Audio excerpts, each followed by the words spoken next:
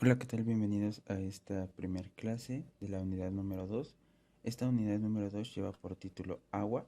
En esta unidad vamos a estudiar a un compuesto y a diferentes características y propiedades relacionadas con esto mismo, con el agua.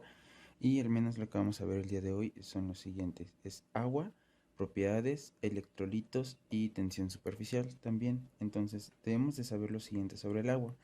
Del agua debemos de saber que lo vamos a conocer como el disolvente polar universal.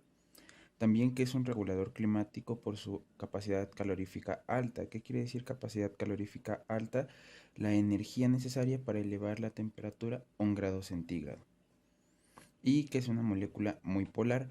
Recordemos que ya vimos los tipos de enlace y que el agua va a presentar un tipo de enlace covalente polar.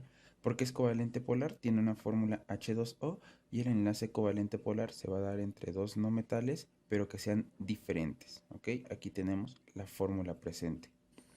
Para ello vamos a encontrar diferentes representaciones para el modelo del agua. Uno de ellos es retomando el modelo atómico de Dalton con las esferas.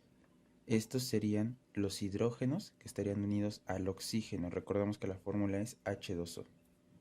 O también lo podríamos representar así, como una estructura de Lewis. ¿Esto qué quiere decir en esta parte de acá? Esto quiere decir que tiene una carga parcial. ¿Qué quiere decir de esto de carga parcial? Que no es una carga como tal definida, pero que ahí está presente. O sea, se ejerce ahí una fuerza electrostática, en este caso en los hidrógenos positiva, y en el oxígeno en este caso sería negativa. ¿Ok? Esto es lo que va a permitir más adelante, que ahorita vamos a ver, formar algo que se llama puentes de hidrógeno, que estos puentes de hidrógeno van a permitir mantener unidas a varias moléculas de agua, como lo tenemos aquí presentes. Las cargas parciales van a atraer a sus polos opuestos de otras moléculas de agua y las vamos a tener con líneas segmentadas. En este caso lo tenemos con puntos, pero estas atracciones a distancia se van a llamar puentes de hidrógeno. Vamos a ver qué son los puentes de hidrógeno. Me dice ahí que los puentes de hidrógeno es el resultado de la atracción electrostática que existe desde el hidrógeno hacia otro elemento más electronegativo que este.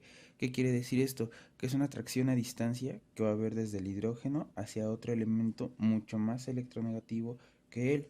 Veamos un ejemplo con dos moléculas de agua. Por ejemplo, aquí tenemos dos moléculas de agua con sus estructuras de Lewis. ¿Qué es lo que observamos en cada una de ellas? Pues que en cada una de ellas tenemos los enlaces covalentes, que son estas líneas que me representan entre el hidrógeno y el oxígeno.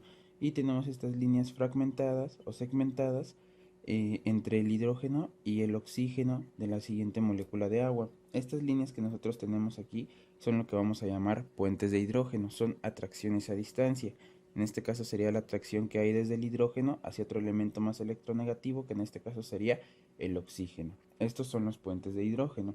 Más adelante vamos a saber que estos de los enlaces covalentes son atracciones intramoleculares y estos puentes de hidrógeno son atracciones intermoleculares. ¿Ok? Para ello vamos a ver las propiedades tanto físicas como químicas que pueden existir de esto del agua. Me dice que las físicas están determinadas por las fuerzas intermoleculares, es decir, entre moléculas. Y esto me quiere decir que puede presentarse en los tres estados de agregación, que tiene un punto de ebullición de los 100 grados centígrados al nivel del mar. En la Ciudad de México es a los 92 grados centígrados aproximadamente.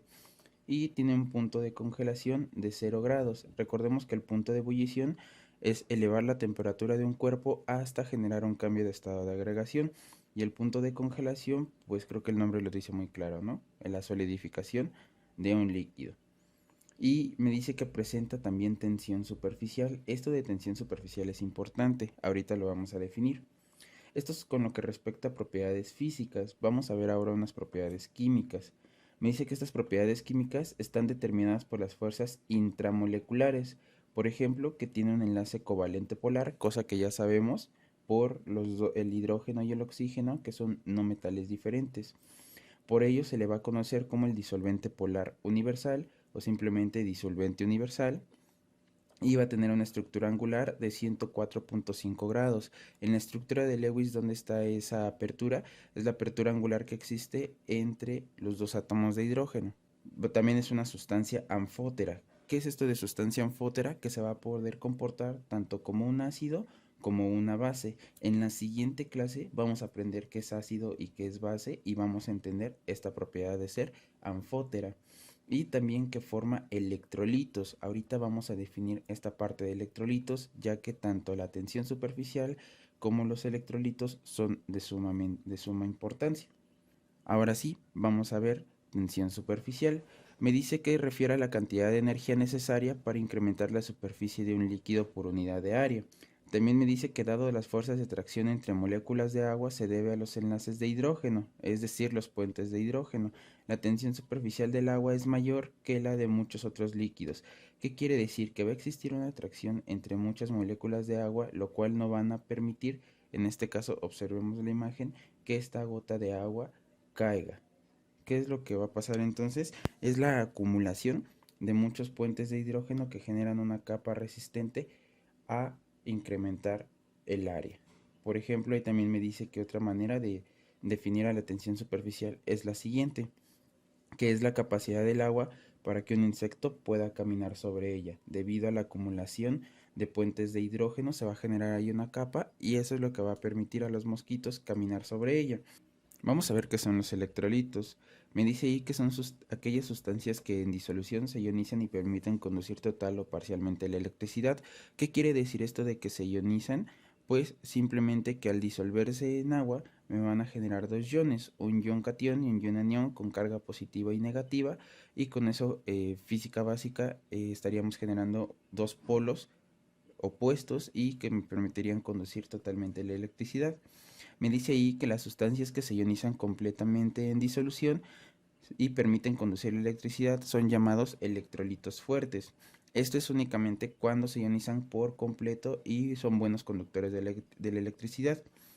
Ejemplo de ello, el cloruro de sodio disuelto en agua, que el cloruro de sodio lo conocemos como sal de mesa, y el HCl, que es el ácido clorhídrico también. Este HCl es algo que en la siguiente clase vamos a llamar ácido fuerte y vamos a aprender que todos los ácidos fuertes y bases fuertes son los que se van a poder ionizar completamente en disolución para conducir la electricidad. Mientras que las sustancias que se ionizan parcialmente o que casi no lo hacen son llamados electrolitos débiles. ¿Qué quiere decir esto? Que casi no se ionizan en agua o casi no permiten conducir la electricidad o su conductividad eléctrica es nula. Ejemplo de ello, el ácido acético, que lo conocemos comúnmente como vinagre. Ya que hacemos una pequeña observación, cualquier sustancia orgánica o ácido orgánico, como lo es este compuesto de acá, el ácido acético, sería un electrolito débil, ¿ok? Hacemos ahí esa pequeña anotación. Luego me dice que vamos a hablar de la contaminación del agua. Hay tres tipos de contaminación del agua. Vamos a ver cada una de ellas. Me dice que los contaminantes físicos, el origen de estos contaminantes puede ser natural o por acción humana. Ahí tenemos, por ejemplo, los incendios, los terremotos por acción natural o por acción humana el tirar basura en la calle. Aquí tenemos un ejemplo de esta contaminación físico. Hay mucha basura en una presa o en un lago. Entonces, eso podría ser un ejemplo de contaminante físico. Contaminantes químicos pueden ser compuestos o sustancias químicas provenientes de una industria o del hogar. Por ejemplo, las fugas de petróleo que hay en el mar, esos podrían ser contaminantes químicos. Contaminantes biológicos son residuos de materia viva o seres vivos. Ejemplo de ello, no colocamos imagen, pero pues ahí tenemos las imágenes luego en las playas cuando vemos a miles de peces o miles de aves en las orillas de la playa y aparecen muertas. Y eso es debido a la contaminación del agua.